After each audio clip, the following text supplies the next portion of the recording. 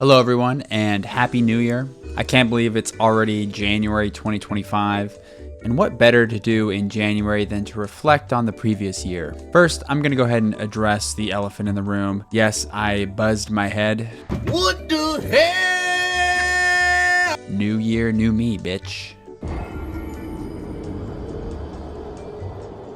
Another year has gone by, and we received a year's worth of some great video games, while also receiving some absolute slop, and a lot of in between. Now, 2024 overall for me was kinda a mid-year. It doesn't help that it's sandwiched between 2023, which was phenomenal, and 2025, which is shaping up to possibly be even better. So considering the past and the future, yeah, 2024 was pretty alright. I do think that has a lot to do with what I ended up playing and my personal taste, which we will get to later.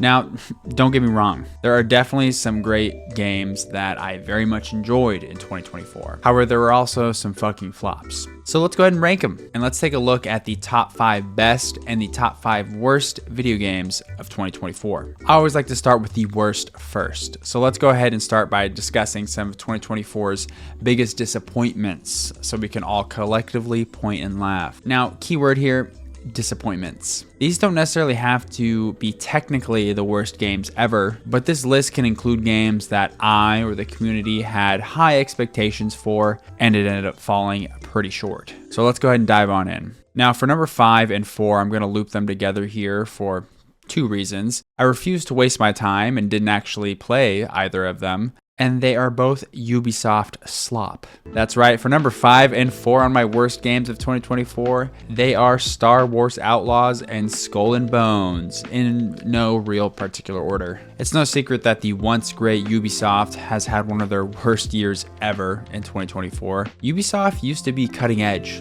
leaders in the industry. Now they are formulaic and uninteresting. Skull and Bones and Outlaws are obvious examples of this. One being a single feature ripped from a much better Ubisoft game and bastardized, and the other being a generic Ubisoft game with a Star Wars skin. I know what you may be thinking. You didn't even play these games. How can you judge? Because, well, this is my list, and these are the only games that I haven't played on here, but I still follow Ubisoft very closely because I used to be a huge fan. So I watched both these games when they were released, and I was really hoping they would be successful. And, after watching gameplay and reviews and the public opinion, it's pretty much universal that neither of these games have really anything interesting to show you, especially Skull and Bones, which just looks so bad. I might catch either of these games on like a deep sale once Ubisoft goes under, just for shits and gigs. But yeah, this was a terrible year for Ubisoft, and honestly, it's just really sad to watch. I really do hope that they can make some better games and bounce back,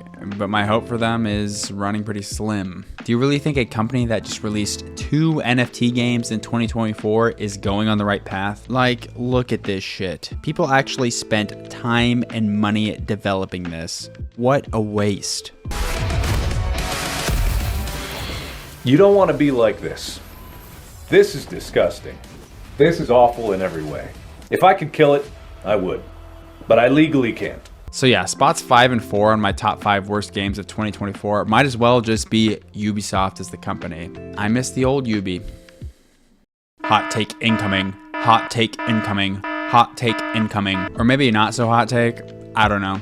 You be the judge. For my 3rd worst game of 2024, I'm putting Dragon's Dogma 2. Now, hear me out. Mainly because it was very disappointing for me. My expectations were really high, and going into 2024, I thought this was probably going to be Game of the Year. Now, Dragon's Dogma 1 was very unique for its time back in 2012. And Dragon's Dogma 2, well, it's just Dragon's Dogma 1 with some better graphics. Sure, there are a few, quirky mechanics added in. Then there is an end game, which initially seems really interesting, but ultimately is very shallow and flat. If someone had never played Dragon's Dogma 1, then perhaps 2 would have been really groundbreaking, but for me, it was just ultimately extremely disappointing. Which, don't get me wrong, Dragon's Dogma 2, it took up most of my February. This game did have me pretty hooked for a good 2 or 3 weeks. But as I've sat and reflected on it, I don't think I'll ever pick that game up again. There's no reason to. The enemy variety, the questing, and the story are all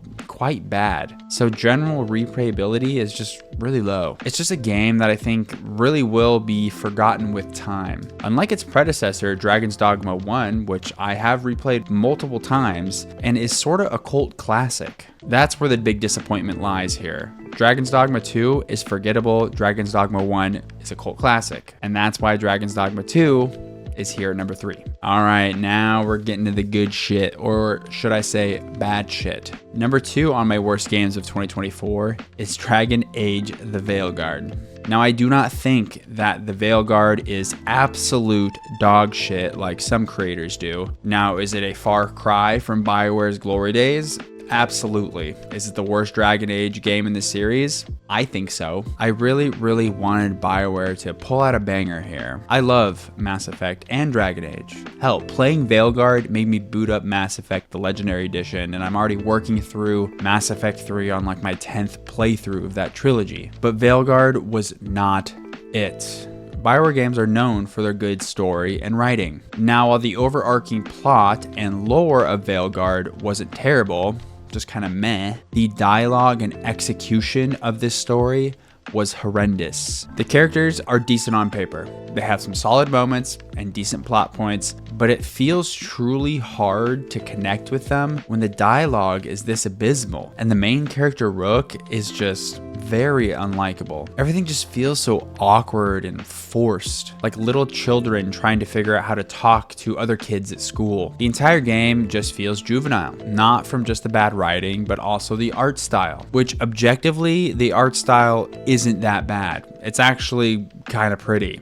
And it looks good. It's just a completely different direction than I would have preferred. Now, there were some decent bits. I enjoyed the combat and some of these set piece moments.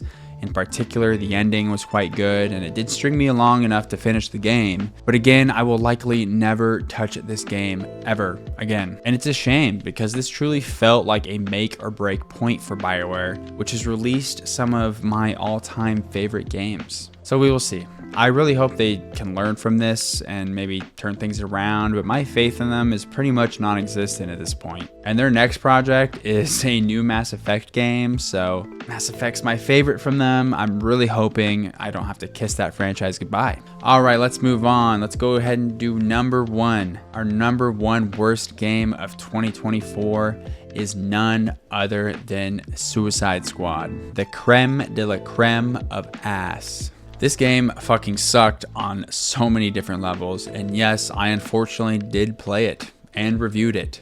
Check it out for my full thoughts. The only good thing I can say about it are some of the cutscenes are cool, the visuals and the movement feels kind of nice, I guess. Everything else blows. The combat, the story, the progression, the loot. Just like, who the fuck was this game made for? The post-launch support has been laughable as well. They added Mrs. Freeze. Who the hell wanted Mrs. Freeze? Is that even a real character? Why not just have the way more popular and well-known Mr. Freeze?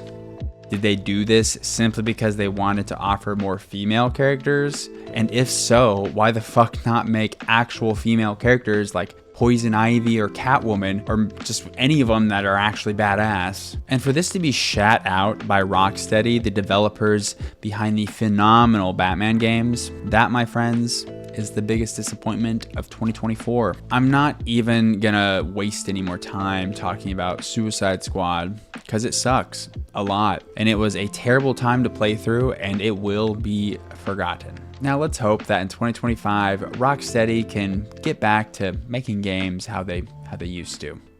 All right, now let's go ahead and move on to the top 5 best games of 2024. But before we jump in, I just want to lay down a few ground rules. First, these are my top games. This means I had to play the game extensively. And we all have different opinions. I'm sure there are some games that I know I missed that a lot of people really love. And with that, your list will most likely be different than mine. So I'd love to hear it down in the comments below. All right, and 2, the games on this list need to be full games released in 2024. This means I don't count early access games or DLC, which I actually played a ton of this year. However, I do count remakes. So yes, although Shadow of the Erdtree was my favorite piece of gaming content in 2024, and I give it a perfect 10 out of 10 score, I don't think it's fair to consider it for my top game of the year.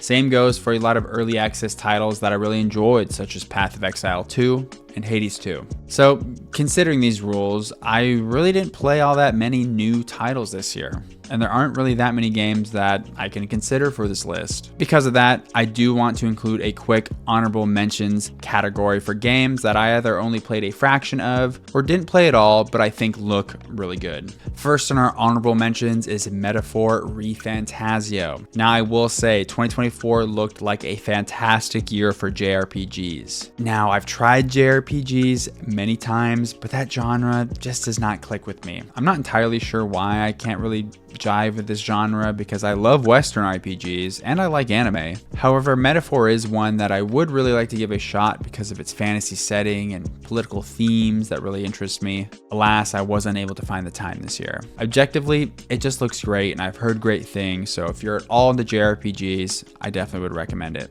Alright, next in our honorable mentions is Final Fantasy VII Rebirth. Yet again, continuing with the theme of JRPGs that Troy wasn't able to play. Now this, I unfortunately just did not have the time, but I wanted to because funnily enough, its predecessor, Final Fantasy VII Remake, is one of the few JRPGs I actually have played all the way through, and I thoroughly enjoyed it. Alas, Rebirth did slip my grasp, but from what I can see, this does seem like an expansive and fun, albeit kind of a technically messy JRPG. And finally, I'd like to shout out Indiana Jones and the Great Circle. This very much looks like a game I would enjoy, but it just came out in like mid-December, which is a very busy time for me, and I've also been very addicted to Marvel Rivals. I definitely will be trying this one out at some point because it's a shorter, more condensed experience, so the time investment is relatively low, and it has pretty much universal praise. So I think it's a safe bet that it's a pretty solid game. All right, and that's about it for honorable mentions.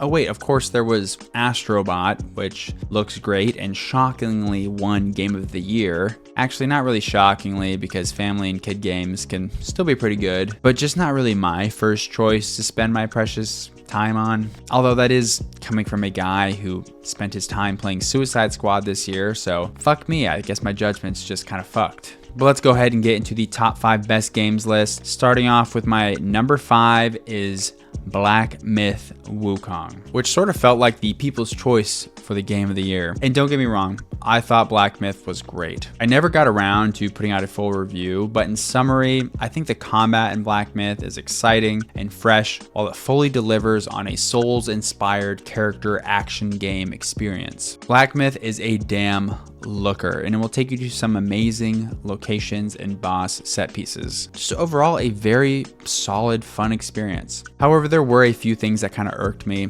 Technically, I had a lot of issues running the game on my upper to mid-range PC, and on the console I've heard and seen that it's much worse. Also, there was a few signs of some corner cutting, like the environments were visually stunning, but the design of them was disappointing with a lot of awkwardly placed invisible walls and meaningless shortcuts. The story and the characters were a bit mixed for me. On one hand, the fact that Black Myth is based in Chinese mythology, with people dubbing it like the Chinese god of war, that's really cool and interesting to a Westerner such as myself that hasn't really been exposed to this setting. However, the execution of the story I found lacking at times. It's not as abstract as say like a FromSoft game, but it definitely borrows a bit from their style, and I do wish it was just a bit more direct. These things are all really nitpicky though. In the end, Black Myth Wukong, it's a great action combat game, and it's very much well deserving of the Game of the Year nomination. But it does sit near the back of my list at number 5. Okay, next at number 4, we have a game that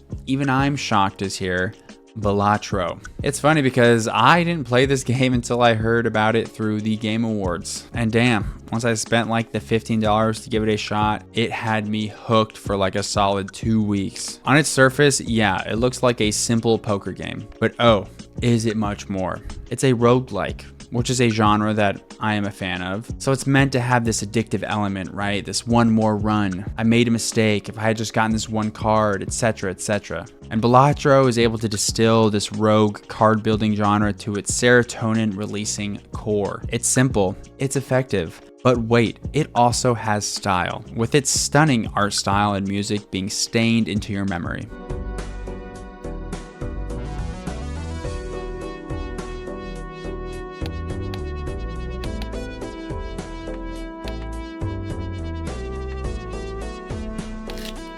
There really isn't much else to say about Balatro. Best 15 bucks you can ever spend. It's a fantastic poker-themed roguelike deck building game, which I know is a mouthful, but damn, is it addictive. Give Balatro a try on your Steam Deck, or hell, even your smartphone on a long plane ride, and just watch the hours melt away. All right, baby, now we're getting into some good stuff. At number 3, we have Space Marines 2. It's no secret, I love me some Warhammer.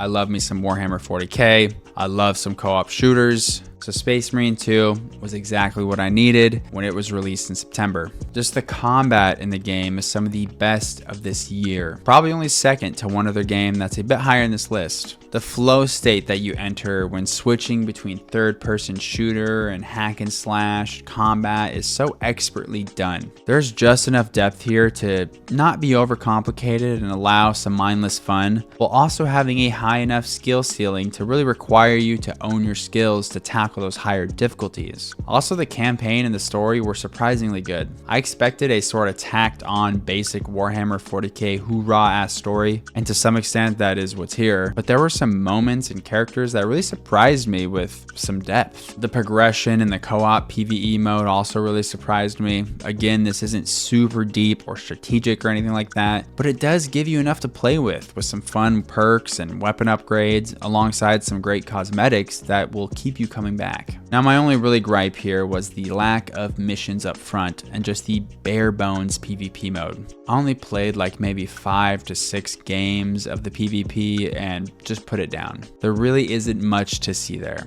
But even with limited missions up front, the PvE combat and progression is just so sweet and addictive, and I'm still booting it up time to time to check out some of the new missions or run it with some buddies. All right, now we have number 2. Which, if you would have told me at the beginning of this year that this game would have been my second favorite game of the year, I would have laughed in your face. I loved Overwatch, especially when it first came out, man. That game was hitting like no other, and nothing else has really been able to hit quite like that until now. That's right, it's Marvel Rivals. I know a lot of people like to talk about Overwatch killers, but I truly think Marvel Rivals is it. I'm calling it now. Overwatch is dead, especially with the post-release content that they just announced or possibly released, depending on the timing of this video, with the entire Fantastic Four coming in for season 1, 4 new heroes. That's just ridiculous, man. That's ridiculous. Nice. And Rivals does benefit from its borrowed IP, with a large pool of possible heroes to pull from, a ton of them being recognizable and loved. However, it's not just the fact that it's Marvel that makes it successful. No, the gameplay is actually exquisite. Heroes are varied, and their powers and roles for the most part make sense with their lore and backstories. If you enjoy the strategic push and pull flow of Overwatch matches, you'll fit right in with Marvel Rivals. Heroes are slow, health bars are large, and there must be strategy and teamwork implemented in order to win fights. That's what makes the gameplay of Rivals, and well, Overwatch, so great. Now, it's not all great. There are some balancing issues, which is to be expected on a new release, and the battle pass progression in general is not great. You can only progress with daily challenges, not just by simply playing, which does make you feel forced into certain playstyles or doing certain things. However, the battle passes, they never expire, which I will say is a huge plus and does incentivize me to buy them more to lock them down, which I guess is kind of a good tactic if you think about it. So yeah, Marvel Rivals is a bit of an Overwatch clone with a Marvel skin, but it's damn fucking good. And I do think it does just enough to give itself its own identity. And with how much Overwatch has fallen out of good graces lately, yeah, this might just be the Overwatch killer that we've been waiting for. All right, here we are at number 1. Can I get a drum roll, please? My favorite game of the year is none other than Helldivers 2. That's right, Super Earth always comes out on top, baby. Even through all the controversy, and don't get me wrong, the PSN bullshit that Sony tried to pull, that wasn't cool. But I can't deny the absolute phenomenon that Helldivers 2 was, and to a lesser degree, still is. Helldivers 2 just delivers some of the best, most unique co-op PvE shooter gameplay I've played in quite some time. It's fresh, it's fun, it's corny in a good way. There's nothing else quite like it out there, and that's why I really had to give it the number 1 spot. I was torn between Helldivers 2 and Marvel Rivals because I'd say at this point I love both these games equally. But for me, Helldivers 2's uniqueness trumps Marvel Rivals' derivativeness. Now, it wasn't all perfect. Obviously, there was the PSN debacle, as well as I did think some of the progression and cosmetic options on launch were a bit lackluster. However, outside of these things, Arrowhead's continuous updates are very consumer friendly, and they've continued to add a ton of new content, including a completely new enemy faction, new weapons, new stratagems, new enemies within the current factions. Helldivers 2 is just now a massive game, and it's only looking to get bigger. I, for one, will definitely continue to follow this, and I deem Helldivers 2 my 2024 game of the year. Now get out there and slay some bugs for democracy.